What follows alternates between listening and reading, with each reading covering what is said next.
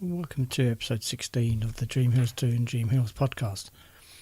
Some events coming up now in July. On the 20th of July to the 19th of August, the Cirque de Soliel team will be coming to Alicante and they'll be doing their totem show. Now, the big tent will be visible from the A7 and it'll be coming off at exit 12. As I say, €28. Go to their website if you'd like to go and see something like that in July up until the end of 19th of August. Anybody who likes any sort of jazz, there's the San Javier Jazz Festival, and that's from the 30th of June to the 28th of July. Basically, it has a jazz festival, and they have them on the shores of the Mar Menor. It's going to cost €120 for if you want to go to all of the concerts, apart from the one on the 6th of July, which will cost €35. If you want to go and see who's going to be appearing on that, you can go to the jazz.sanjavier.es website, where you can pick up the tickets and also find out who is actually going to be on the jazz festival. Now, a couple of little stories here. One about the tourism office, the Playa Flamenca in the town hall there, and also the beach bars. Beach bars I'll come back to in a minute. There's some news about that which may be a little bit concerning, but I'll come back to that one in a minute. The tourism office, basically it was closed for a little while. Because they didn't have actually anybody to run the tourism office itself. The Claro spokesman, Claro, the party for the Orihuela Costa, they highlighted that the closure of the Tourist Information Office was an added deficiency to go along with the absence of the beach bars, sunbeds and the toilet facilities. However, Senora Alcaraz revealed on Wednesday that one of the council's caretakers, so they're actually going down to the caretakers now who speaks English, has been moved to the tourism office. They are going to be pushing for a permanent replacement, but basically the Claro are saying that the mayor shouldn't actually be going to all of these tourism exhibitions to advertise the beaches and the golf courses, when one, they don't have any beach bars, and two, they don't actually have anybody in the tourism office. A little bit poor there, but we've come to expect that. Now, the beach bars. Problems still surround the contract for the Orihuela Costa beach bar service, which includes the sunbeds, toilets and the water sports facilities. The councillor for the beaches, Louisa Bone, told Costa Blanca News that the tender process is tied up in court for contractual appeals, and the judge has not yet made a decision. 2 appeals were submitted over the tender procedure, and the contractual procedure has now ground to a halt. Council officers have been assessing the bids, so the contract can be awarded as soon as possible, if the court finds in the council's favour. But if the judge backs the appealants, then the contract procedure would have to be started again from the beginning, and that there would be no services on the beaches this summer. I'll repeat that once again. If the appeals are successful, there will be no services on the beaches this summer. No beach bars, no toilets, no services whatsoever. The company which had provided the beach bar service, Cirque de Soliel, actually refused to meet the council on Saturday to hand over the existing facilities. This is because the council have turned around and actually said that the services themselves and the facilities belong to the council, so the council can actually open the toilets and other bits and pieces. But Cirque de Soliel have refused to meet the council and hand over the existing facilities. Senora Boni noted that they have asked for a new meeting with the Cirque de Soliel because they would rather do it by fair means. She said, no one wants to sign an order by force due to the threats of the court action. So, as I said, if the appellants, one of those appellants were Chiringuito de Sol, also one of the 6 people were also Chiringuito de Sol, and also Sunrise have applied to run them as well. But if the appeal is successful by any of the appellants against it, as I said, no beach bars this summer, no services, no toilets, nothing. This will impact quite a lot. I do hope that they get it sorted out. It's really sort of bad news for the whole area. They are very successful and very great places to go down at those beach bars. And as I said, if the appeals are successful, none of them will open this summer. On to Torrevieja. At least they'll have beach bars open, and also they will have assisted bathing at the beach. It's a lift which will help wheelchair users to have a dip in the sea. They've been installed at the Playa de las Naufragos in Torrevieja. And basically it's a lift that will be 3 or 4 people to the water's edge. He said that the lift was fitted with an automatic braking system and was very comfortable for users. And basically it allows reduced mobility people from their wheelchairs to the special chair system, which then takes them to the sea. Councillor for the beaches in Torrevieja noted that the installation of the lift means wheelchair users will no longer have to be carried down to the beach. He also vowed that the council will continue to improve accessibility to the beaches and to the sea. So great there for Torrevieja. As I said, at least they can have some beach bars if they've got any.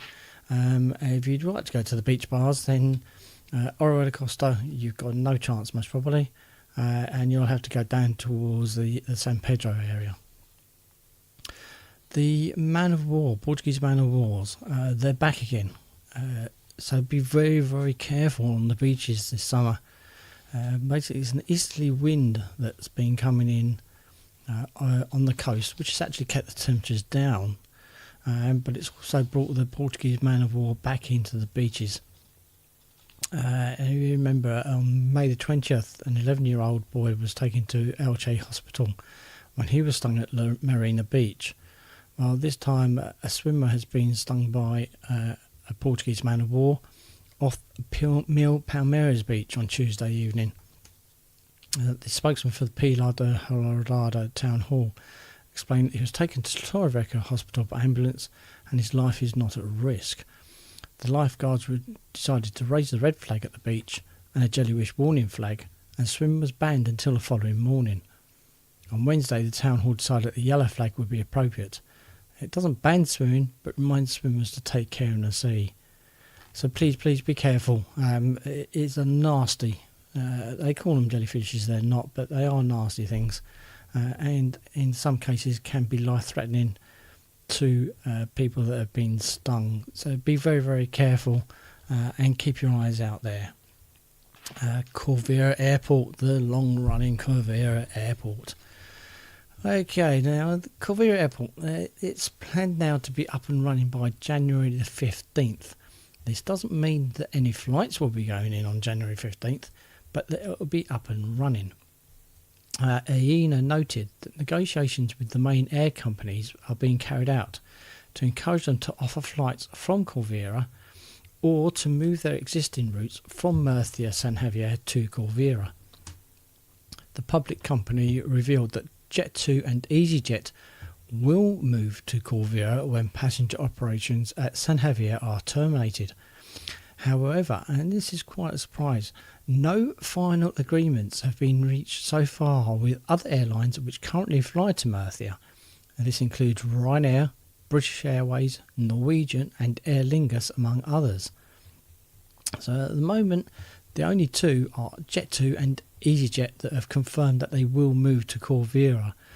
No final agreement has been reached at all with those other airlines. So Murcia regional government has told the Costa Blanca News that they are planning a bus service for the new airport. The number of potential users is crucial to establish whether the service will need public funding to be maintained. And that was explained by a spokesman from the Regional Department for the Public Works. Initially, regular services to and from Murcia and Cartagena Mar Menor will be launched for sure. She also admitted that they have not yet decided which towns will be included in the two bus routes. So it's either going to be a direct one to Murcia and to Cartagena, or they will be stopping at some towns. But this has not actually been decided yet. The bus station will stand next to the car park area near the airport terminal. The report notes that test flights were carried out during the last week of May, and a decision on whether the airport has been given the green light is expected to be made this week. So that should be this week that I'm doing the recording here. Don't be surprised if it gets delayed, but you never know. And the results are negative. New tests would need to take place in August or September. AENA's report also states that repair work is being carried out because the construction was completed in 2012, but maintenance has been very limited. None, I would have thought, to be honest. AENA notes that the airport has had a green light from the Customs, and the both National Police and our Guardia Civil will be posted to protect the airport and operate the border checks. Additionally, the documents needed for the compulsory safety and security licence from the AESA agency were submitted at the end of May, and the airport authority is now waiting for the inspections, so they will have the green light by November. The AESA licence is one of the most important administrative procedures, and the airport cannot operate without it. AENA is also dealing with more than 100 new contracts, procedures and tenders to have Corvera up and running in January. Two crucial procedures are related to airspace and the environmental impact of the airport, which are being negotiated with the General Director for Civil Aviation. They are also negotiating with service providers and the car rental companies at Murcia San Javier to transfer to Corvera. All crucial procedures are under control and the deadlines will be met, notes the report. Well, let's wait and see, shall we? At the same time, AENA admits that many of these procedures do not depend on them, and some decisions will have to be met by the government and the relevant agencies. So they're saying basically that they will actually open up and running on January the 15th. But as I said, that doesn't actually mean that any flights will be going in on January the 15th. It may not actually happen for at least a couple of months after that. It may not happen at all if they don't get all of the assurances and the licenses from the various agencies that they need to get them from. So let's see what happens there. If it opens, it opens. If it doesn't, then as we know that San Javier will most probably keep on going. Onto Alicante Elche Airport. That was used by 1,307,000 passengers in May, which is a 1.5% increase on the figure reported in the same month last year. Half of that figures were from UK nationals, followed by the Spaniards and then the Dutch. Despite the increase in passengers, the number of flights has actually dropped by 1%, against the majority of the flights arrived or departed towards the UK. Experts have already warned that the reopening of resorts in Tunisia, Egypt and Turkey will have an impact on tourism figures, and that are not expected to reach last year's record levels. Also, with Corvera possibly opening, that also will take some of the traffic away as well. There's a new tourism law that was introduced on June the 7th.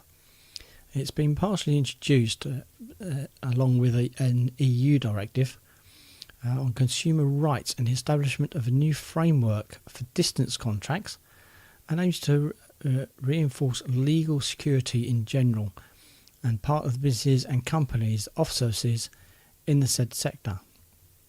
The law is applicable to both tourist businesses and their establishments, So those persons who provide touristic services, the users of touristic services, the resources and activities of the tourist sector, and the branches of the public administration that are involved with the tourist industry. So basically, it's protecting the consumer in most of the actual bits and pieces in those areas. So bars, restaurants, in general, every single one of them should have a complaints book. Some don't, but that new tourism law will enforce this. Terminator 6 actually coming to the Vega Baja municipality of Catrall. The scenes will be filmed in the San Juan industrial estate for the as yet untitled 6th entry in the blockbuster science fiction franchise, which will no doubt involve more pyrotechnics than this weekend's Higuera's Fiesta. None on Torrevieja beaches, obviously, because they've been banned. Anyway, back to the Terminator 6. Hopes are high for the movie since it sees the director of the first two films, James Cameron, return as producer after not being involved in the poorly received intervening 3 chapters. It's also suggested that this entry will follow on from his own stories and may discard the events of the others as a bad dream or alternative timeline. Also returning will be Arnold Schwarzenegger, and shot to fame as the cyborg in the first ones, and also Linda Hamilton, who played the heroine in parts 1 and 2 and used to be married to Mr. Cameron. She will be coming back to it as well. The state news agency EFE revealed the news on Wednesday, but noted it understands that Mr. Schwarzenegger may not be involved in filming in Catrall, although Miss Hamilton is likely to be there. About 500 people are expected to practically take over the industrial estate during the first half of July to film action scenes using stunt doubles working in 3 large warehouses that they've rented. The production is also being filmed in other parts of Spain and is using locations in the Salamanca Dam, Madrid's Lavapes neighbourhood, Níger and the Isleta del Miro in Almeria, and also they'll be using Corvera Airport. The Murcia regional government authorised filming on the RM16 and the RM17 access roads to the as yet unused airport for 3 months from Monday. The road markings, signs and crash barriers are being changed to mirror those in Mexico. So that Corvera Airport, basically on those RM17 and RM16 roads, there will be a team of 150 people and 60 vehicles will be rehearsed until the end of this month. Then 500 crew members will be involved in filming scenes featuring fires, shooting and explosions in July, which will require the roads, the RM16 and the RM17, to be closed for 5 days. Murcia local police actually posted a humorous mock-up photo with their own local twist on a famous scene from the Spanish language version of Terminator 2. Mr. Schwarzenegger has previously been in Almeria to film Conan the Barbarian. And so, if you like your movies, maybe go along there. You won't be able to get too near to it, but you may hear some of the explosions and bits and pieces as well. The tolls. Wow. Some news. Basically, the tolls will be scrapped on the AP7 motorway between Alicante City and Tarragona in Catalonia at the end of next year. This was the vow made by the new Socialist Party Minister for Public Works. Let's see if that happens. Basically, he said that the measure will be adopted when the concession to the construction company finishes in December 31st, 2019. In an interview with the top national newspaper El País, the minister explained that all the motorways in the country which are in a similar situation will become toll-free. So basically what he's saying is that once the concession comes to an end in any of the motorways throughout Spain, they will become toll-free. Business associations, town halls and local residents have been clamouring for a toll-free AP7 for many years. They insist that putting an end to the payment will take pressure off the log-jammed N332 coast road and improve journey times for motorists. They also say that it will provide a shot in the arm for the local economy by reducing the hours that drivers waste sitting in traffic jams. The previous Partido Popular Party government had refused to state whether they would remove the expensive toll or whether they planned to launch another concession to bring money into the coffers. Senor Abeles also noted that the 9 toll motorways which went into receivership and were rescued by the previous government will be put out to tender. These include the section of the AP7 which runs from Cartagena to Vera. So that's the part of the AP7 basically that comes past Dreamhills too. So that is going back out to tender. Let's see what happens there, shall we? However, he noted that there was conflicting information in his department over the cost of the rescue and the impact the takeover has had on government finances. He's also warned of the possibility of legal action from companies which were disenfranchised when the running of the motorways was taken over by them. Valencia, top of the corruption tree. No surprise there, really. So in the first quarter of the year, the courts ruled that all people would have to stand trial for the alleged corruption, a total of 6 cases. And there's actually, in the region itself, 40 people have been accused of corruption in the Valencia region, most of them being public people. The crimes include misappropriation of public funds, swindling, abuse of power, revealing secrets and fraud. Most of them are being civil servants and politicians. So that's the news and all the information from the Dreamhills 2 for this week. Thank you again for listening. Do support the Soraya Bar down at the Commercial Centre on Dreamhills 2, where music and food is being provided on quite a regular basis now with the weather warming up. Also up at Via Park 3, you've got all of the normal bars and the normal restaurants up there as well.